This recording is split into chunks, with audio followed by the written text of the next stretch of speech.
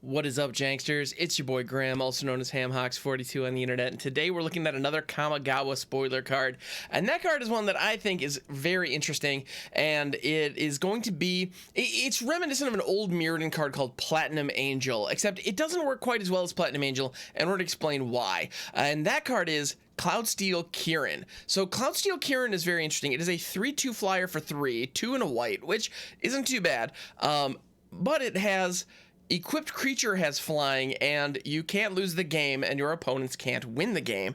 And then it has reconfigure 5.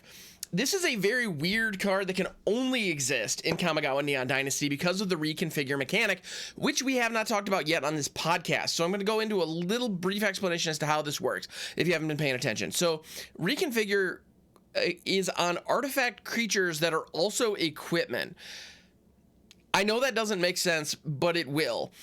What happens is an artifact creature has the ability, with the equipment subtype, has the ability to reconfigure itself into a piece of equipment when it attaches to another creature. When it attaches to that creature, so in this case, we have this 3/2 flyer that we can pay 5 and attach it to another creature. The moment we attach it to another creature, it stops being a creature itself. It is no longer a 3/2. It is now just a piece of equipment that says equipped creature has flying and you can't lose the game, your opponents can't win the game.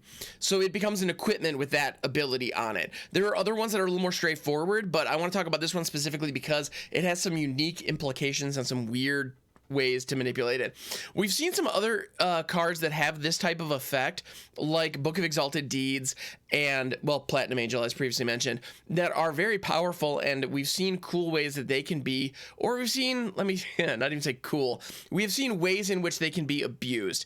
I don't believe Cloudsteel Kirin is going to fall victim to any of that. And most notably, with the Book of Exalted Deeds, you got a counter that you could put on any angel you controlled, and that angel would have the ability, you can't lose the game, your opponents can't win the game. And what we found was people were putting that on a Faceless Haven, which is very difficult to get rid of because it's every creature type. And so the moment it stops being a creature and becomes a land, it's very difficult to interact with. And all of a sudden, if you don't have land destruction in your deck, you lose the game. Or, you can't win the game. Let's put it that way. Cloudsteel Kirin does not have any of those kinds of pitfalls, or at least none that I can see. I may eat these words later, but I do believe that Cloudsteel Kirin is the safest one of these cards that we've seen yet, for a couple of reasons. One, it is a 3/2 flyer when it enters the battlefield, because it can't enter as an equipment. You have to play it out as a creature. If you try to reconfigure, your opponent can respond by simply shocking it and just kill it right away. And at that point, you spent 8 mana to try to equip this thing onto something and to get blown out. It would feel awful, but it can happen. Shock, Frostbite, I mean, you name a cheap Flame Blessed Bolt comes to mind.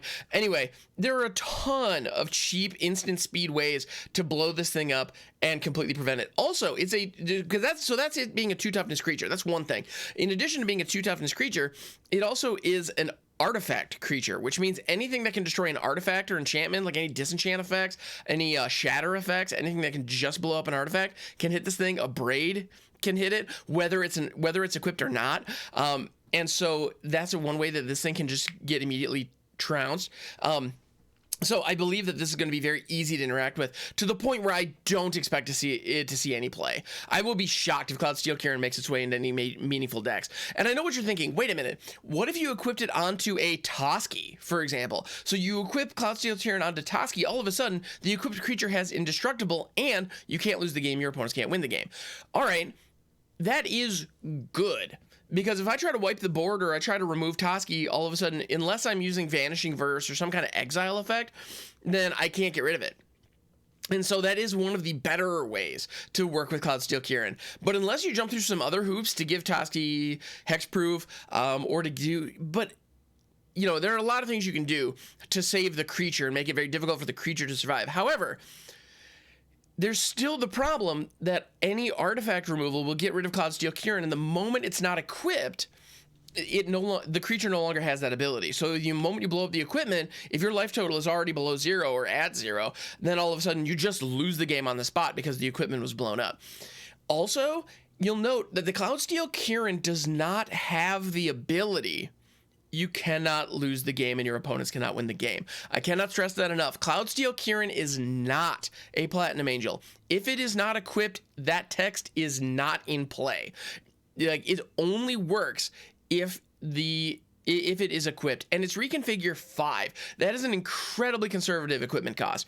Reconfigure is effectively the equip cost of the reconfigurable creatures.